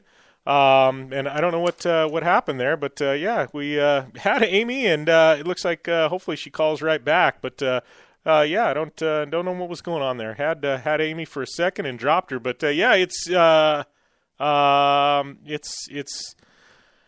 we talked a lot about Dungey to begin things and how he kind of took it easy and just kind of phoned it in and kept taking those podiums, but something has lit under him, and I got to tell you, the guy is on fire as of late. Just absolutely dominating effort in the 450s. It's pretty remarkable to see what he's done. I mean, he's definitely put his mind to it, and and things are great. Now it looks like we got Amy, and you there, Amy? Hi, I'm here. How's it going? Well, first off, we were just talking a little bit about Supercross, but I got to wish you a very happy birthday. Thank you. Any big plans for today, for tonight, or did you knock it out over the weekend? Oh man, I knocked it out over the weekend. It's funny because your birthday isn't just one day; it actually turns into a week-long adventure if your birthday doesn't fall on a weekend. Because you usually party, the weekend of, and then the next weekend, and I'm going to Daytona, so clearly I'm going to continue the festivities that weekend. So tonight I might just take it easy, go for dinner. We have this kind of place here in Winnipeg called the Forks. It's where the two rivers meet, and we have the world's longest skating trail. I think it's 12 miles long or something ridiculous like that. So might go play outside today. So yeah. Well, but I have to work. I think your birthday should be a national I do not have to go to work day. That'd be awesome. I'm pretty sure everybody else would vouch for that as well. Well, I got to tell you, I don't know if it's going to happen in Canada, but as crazy as the holidays are here in the United States, you give our president an idea and he may actually make it happen. Probably. Yeah. It was funny. I went to a private school from grade 10 to 12, and it was 90% Jewish school. So there was a lot of Jewish kids there, and they have so many different holidays that we would all just have a day off when there would be a Jewish holiday because no one would be in class. There were 4 kids left over. So We had so many holidays when I was in high school. It was awesome. You're like, I'm Jewish every year, right? I know, it's funny. Oh, geez. Well, I put out a tweet before the show. I said it's Amy. Well, not before the show. Right as we start out, not a tweet, but put it out on air. I said, I said it's Amy Houde's birthday. I said, I want to know what present would you buy Amy for her birthday? And I got to tell you, we've run the gamut. We've got dirt bikes. We've got riding gear. We've had some stuff I can't air. We've had, we've had wheels and tires. I mean, it's been pretty crazy. So, right? You need to put out your address and start collecting these presents everybody's going to send you, I guess. Yeah, that's super awesome. Yeah. If I could get anything for my birthday, though, it would probably be a ticket to someplace hot. Yeah. Because I like to vacation and I like to be in the sun. So if I didn't have to be here today, I'd be somewhere hot and in the sand. So a couple more days and I'll be by the ocean. So yeah, you'll be by the ocean, and then fingers crossed. I guess you'll know this week, but hopefully we see you in Vegas at the Mint 400, right? Yeah, that would be awesome. So here's hoping. But let's. I know you're in a rush today. You're pretty busy, but let's skip over to talking some Supercross real quick. 450s. We'll hit those first because I kind of started talking on them. But once again, Dungey, man, Dungey is Dungey, and we talked all that smack earlier, and something got lit under his ass, and he is on a mission. Yeah, no, this weekend was really awesome. I love the retro-themed weekend, and I do think that the KTM team had some of the coolest-looking retro Fox gear out there. And I really like Grant's KX 400 replica, kind of, and then the yellow Yamahas. But I think they should do more weekends like this that are, themed weekends. They're really cool, and you see tons of fans, getting involved and bunch of cool photos and stuff, and I actually threw back I was ice riding yesterday, and I was on an 89, that's the year I was born, a Honda 250 two-stroke, but man, that thing's pretty sweet. But you know what? I found the 450s were way more interesting this weekend than the 250s. I found the 250 race a little bit boring, but the 450s were awesome. I got to give it up to Dungey. He had a solid ride, but, I'm super disappointed in Roxon. He seems to just have fallen off his game.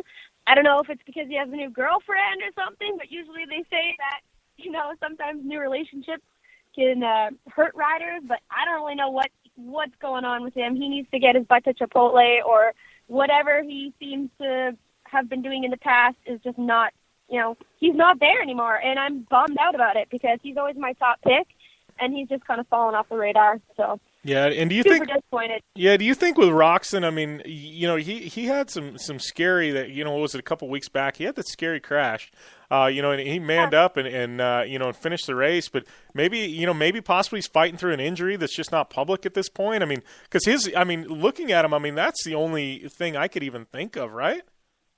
Well, I mean, not even just one scary crash. Like he's had 3 gnarly crashes in a row.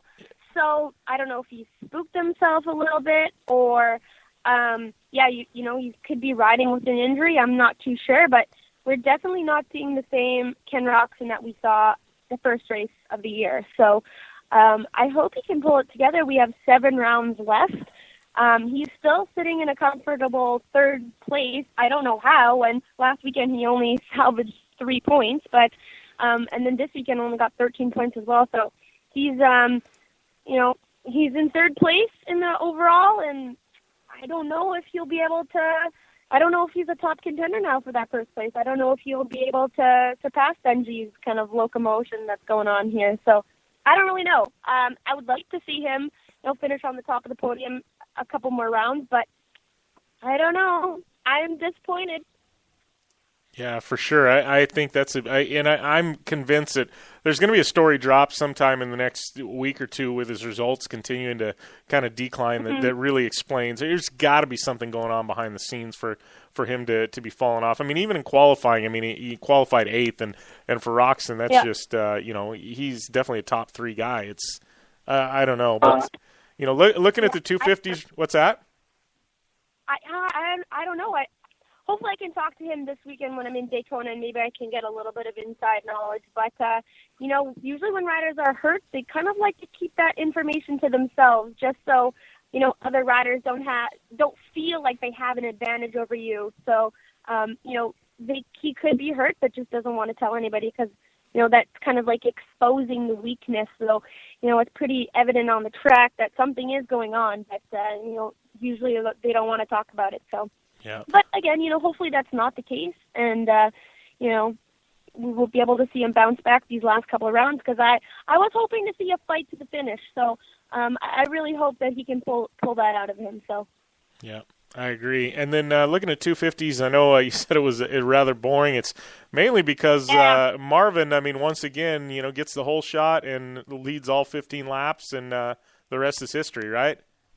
Did you hear his podium speech? Like, I just love him. He's like, oh, Mateo got, really upset with me in the stand section. Like, it's so cute how he incorporates, his wife into his podium speeches and stuff. And he just seems like such a cool guy, and he's really grateful and always really, really nice on the podium. And it's good to see, like, not all cookie cutter speeches like all the other guys that I find are so dry and boring. And, I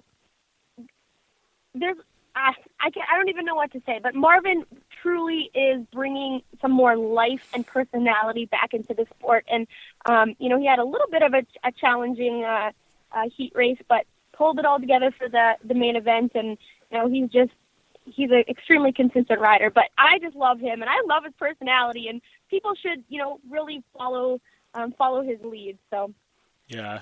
Well, I completely agree. So, looking at the points, obviously 450s, you got Dungey just absolutely dominating at this point, 30-point lead, I believe, over Trey. But Trey, he's stepping it up. He's doing, he's continuing to take podiums there. And, I guess a little hiccup by Dungey. I think Kennard's still close enough. He could make something happen. You know what? I don't know if Dungey is going to have a hiccup. Like, he is extremely consistent, but there's window is still open for Trey, and how amazing would it be to see Trey win a 450 championship in Supercross? I know the fans would just go crazy. So again, I hope there is a fight to the finish. There's 7 rounds left. That's not too many, but it's enough to one person makes a mistake, it could really shake up the points. If we've seen Dungey have DNFs, chains breaking and falling off and running out of gas. That guy doesn't have the best luck, but it's still the door is not closed yet. So yeah, for sure. So in looking at 250s, I know we've talked about it, but Marvin, obviously we're talking East at this point, but I think he's dialed. He wants that championship. He wants to be able to put that trophy on. In the trophy case, I think, and it seems like he definitely is a guy to beat this year. Yeah, definitely. And, Martin and Bogle are still extremely strong riders as well, and, they have been really consistent these first couple rounds. So, Marvin has made a few mistakes. So, again, there's a long season left in the 250 East Coast. So, hopefully we can see a little bit of shake-up and see some of those young guns again, like Anthony Rodriguez or Joey Savacci, maybe pull a win or, second place and shake up the points a little bit. But still, it's a long season for the East Coast. There is still a lot of rounds left for them. So yeah. I just can't wait to see the East Coast and West Coast meet up. I would love to see the teammates start battling, Cooper and Martin and, the Rockstar Husqvarna guys. Like, I always like to see teammates kind of battle from opposite coasts. That always makes it really interesting. So yeah, I agree. I think that's definitely one that I always look forward to is the mashup. But talking about something a little sooner, Daytona, it's one of the most unique venues on the calendar. Very, very long. Predictions for 250s and 450s at Daytona. Like we said last weekend, Daytona is really unique because it has a bit of an outdoor style track feel. So, a lot of these seasoned vets seem to be, more dominant at this particular track. We've seen Wyndham have a win and just, a lot of the older guys. So I would really like to see, I would not put it past Chad Reed to have an extremely strong finish this weekend. I would like to see him have a win or, top 3. But in the little bikes, let's see. Definitely Marvin. Marvin's been consistent. He's a great outdoor rider, and, I'd like to see him win it as well. So I guess we'll have to wait and see, but I'm going to give it up for Reed and Marvin taking the win at Daytona. So all right. I think all my marbles on those. I think that's I think it's a solid couple of choices. I could definitely see Reed taking another win, especially there, and I think I think those are 2 solid picks heading into Daytona. I don't know if I could have done it better myself, to be honest with you. So, I guess you're heading off to Daytona. Your birthday today, it's a big week for you, Amy. Yes, I can't wait. Daytona is one of my favorite rounds. So much fun, and hopefully I can check out the Enduro Cross as well. And, get a little taste of bike week, the early beginning of it. So it should be really fun, and I hope you guys can meet up with me in the pits if you're there hanging out. Make sure you stop in and say hi. And I'll be with 2 of my other Moto Chick friends, Ashley and Taylor. We're going to be filming a new motocross girls adventure video. So, it'll be awesome. I can't wait. Awesome. Well, get out of the snow. It's just time to get out of the snow already. I agree. I was in Missouri this weekend, and we got hit with a winter storm. And I've been to two rallies this year, one in upstate Michigan and one in Missouri, and both times I had plane delays because of snow. I'm over it. And I'm not even living in it day to day. 9 months of it. You have no idea. Yeah, I know. Here I am over it, and I don't. I'm definitely not in it like you are. So, have a drink on me tonight, and happy birthday, and we'll catch up with you next week. Stoked to see how Daytona goes. Yeah, for sure, and I'll hopefully get some inside information on all the riders for you this weekend. So it sucks being at home and having to watch the race from the couch because you just don't really get to experience the full, Supercross experience. So I can't wait to get to another race. It should be good. Yeah, you better watch out. They may throw you in the Endurocross race or something. Oh, my gosh. That stuff's gnarly. I don't know. I'd probably need a long time of practicing over some boulders and logs and rocks and stuff. So that's something I don't think you could just get thrown into. It gets gnarly. It's super tough. And it's extremely technical. So, to do any form of Endurocross, I think would take a lot of training ahead of time. Yeah, well, I'm sure Destry Abbott would love to get you out to his facility here in Arizona and throw you in the mix at some point. But have fun in Daytona, and like I said, happy birthday, Amy, and we'll talk soon. Thank you. All right, thanks, Amy. Okay, bye-bye, guys. Have a good one. All right, you too. All right, got to thank Amy Houde for calling in and catching up with some Supercross and two-wheeled. She's heading off to Daytona this weekend for one of my favorite rounds of the year, mixing the outdoors with the indoors with Daytona. And, it's Supercross, but it's one of the longest Supercross tracks of the year. Give you the quick full rundown of your results from Atlanta. Round number 2 at Atlanta, Marvin Muskeen taking the win, Martin second, Bogle, Savacci, Ducatis, Davalos, Tonus, Rodriguez, Hampshire, and Rensland are your top 10 from Atlanta. And then moving up to 450s, like we said before, it was Dungey. All Dungey. Dungey just dialed. Tomac in second, followed up by Kennard, Tickle, Baggett, Grant, Reed, Roxon down there in 8th. Wondering what's going on there. And then we had Anderson and Pike. Davey Millsaps, he finished up in 11th, and Davey, you just got to wonder what's going on with him too. There's got to be something going on. Saw him make that run against Villapoto a couple years ago in Supercross, and he's back, and he's just not the Millsaps we saw before the injury. But shout out to Pike for taking the whole shot as well. Definitely a solid. A solid win for him, or a solid hole shot, led 5 laps, and then and then here comes Dungey and takes over. But Weston, he's having a great year. Silently having a solid year. So congrats goes out to him as well. That is Supercross, but that's not all, because we have KMC Wheels Fantasy Supercross we're going to talk about here. And Fantasy Supercross from KMC Wheels.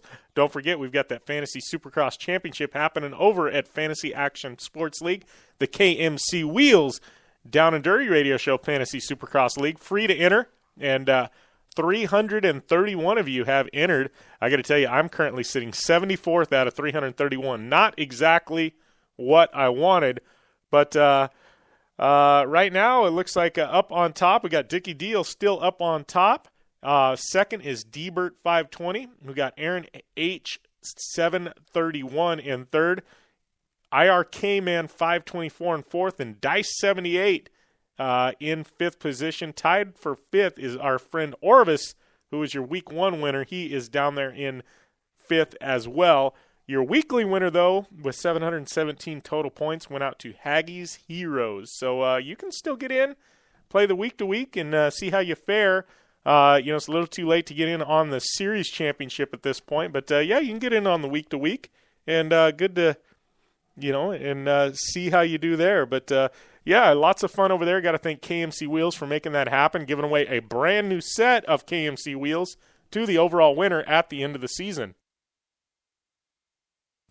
So, all good stuff, man. So one of you is going to walk away with a set of KMC wheels. I know at this point is not going to be me, but one of the fans and listeners are. So thanks to KMC Wheels for that, and that is at fantasyactionsportsleague.com. Some interesting news and notes as we kind of wind down this show, but I got to say it's definitely the Mint 400. Obviously, lots of stuff. I mean, this is one of the biggest. I would almost say one of the biggest motorsports events of the year. It's becoming that. I mean, you've got some major epic events in the United States, and I'm going to be honest. I think the Mint 400, the amount of people that show up, spectator areas completely sold out. Tens of thousands of people on Fremont Street. It's just become one of the events. I mean, I was at Rally America, and people there were all talking about the Mint 400. Are you racing the Mint 400? Man, that's awesome. I'm coming. I want to go next year. It's become the place where people want to go, and you tie it all in with Vegas, and it makes it just that much more sweet. But looking at the truck entry list, over 50 trucks. Usual suspects. You got Jason Voss, Abdully Lopez. Other big name, Johnny Greaves, going to make his Best in the Desert trick truck debut. Obviously, he ran the Snore race as a shakedown in that Racer Engineering truck. But Johnny Greaves, he is there. Cameron Steele, Juan Carlos Lopez. You got the Herbst boys, Vidoslas, McMillans. We got Reichert, Ologist, Andy McMillan. He is back in his own truck to try and defend his title from last year. Kroll, we got Romano and Flores. They're teaming up. Welchel, looking down Justin Lofton in his new truck. We got Pearson Stats, Kurt LeDuc.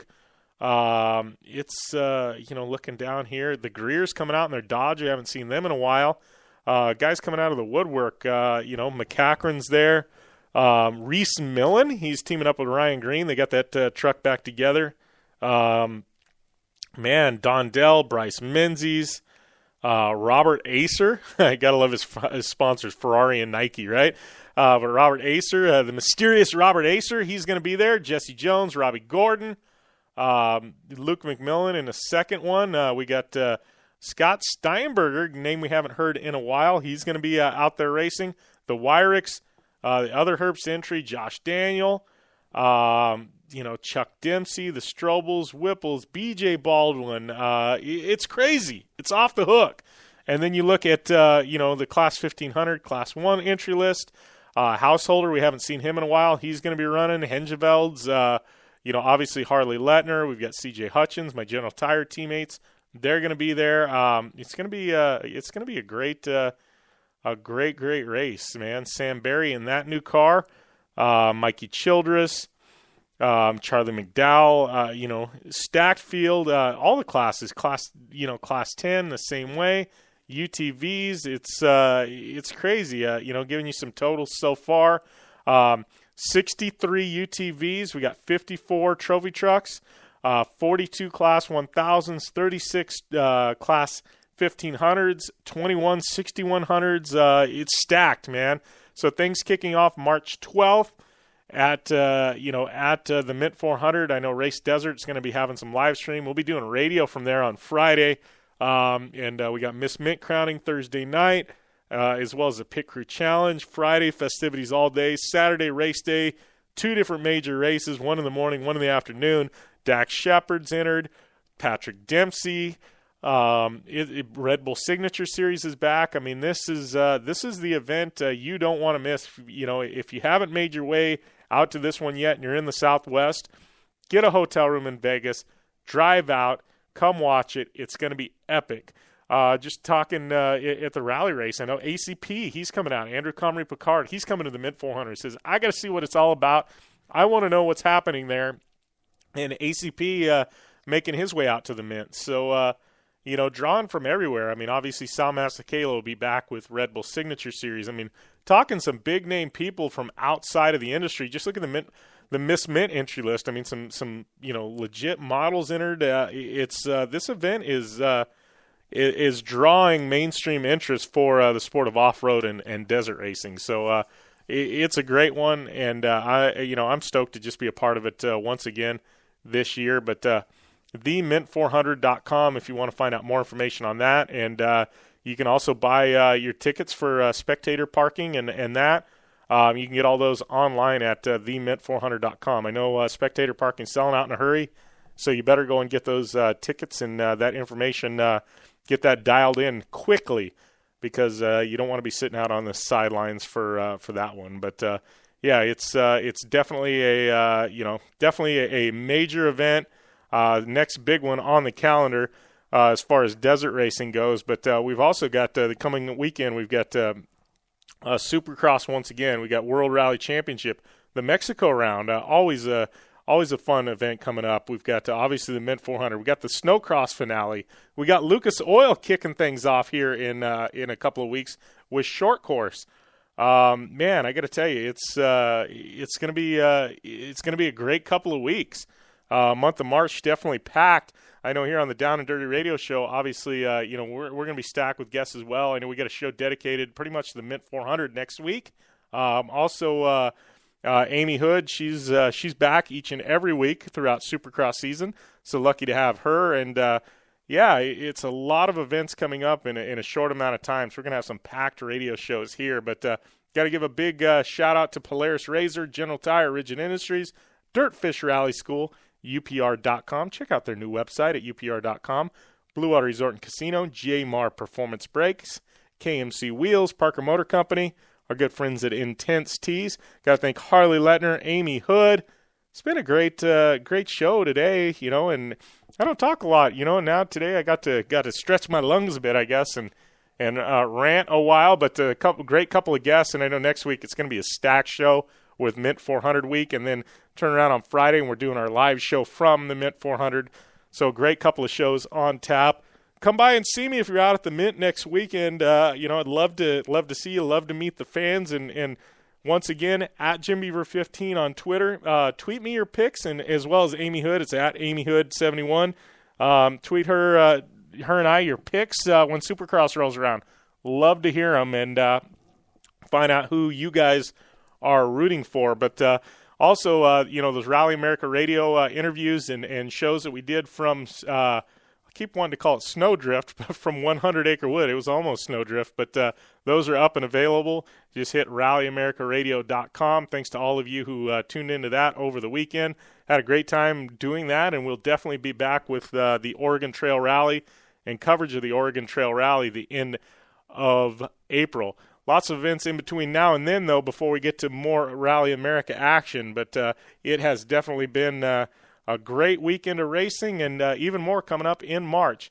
Give me a follow at JimBeaver15 on Instagram and Twitter, Facebook.com/DownAndDirtyShow, DownAndDirtyShow.com for all your archives. Download our app, available on Apple iTunes and Google Play. Just search Down and Dirty Radio Show, and it will pull up, and you can get it for your Android device or your Apple device. And don't forget, like we made that mention, our show's now available on iHeartRadio, on Race Day Nation. Race Day Nation picking us up, that new motorsports-only talk network. You can check it out at iHeartRadio. Just search Race Day Nation, and as well as foxsports.com if you want to tune in there as well. Down and Dirty Radio Show available, I think 16 places now. according to our website, 16 places. So definitely blessed to be able to do radio each and every Monday, and to have some great listeners like you. If you ever want a guest on the Down and Dirty Radio Show, let me know. You can email me using the form on the website, or tweet me, or Facebook message me, or Instagram message me, whatever works for you. I would love to know, if you want some guests. I can't promise it, but we'll try and work some in if it works out. And, let me know if you want us any content you want. Want me to cover a certain event, anything like that, let me know, and we'll try and get it scheduled in. No promises, but we'll do our best. Thanks to all of you for listening in each and every week. I'm blessed to have one of the best jobs in the world. Not only get to talk about racing, but I get to race. And, without your support, none of it would happen. So thanks again, and we will see you next week when it's Mint 400 week here on the Down and Dirty Radio Show, powered by Polaris Razor.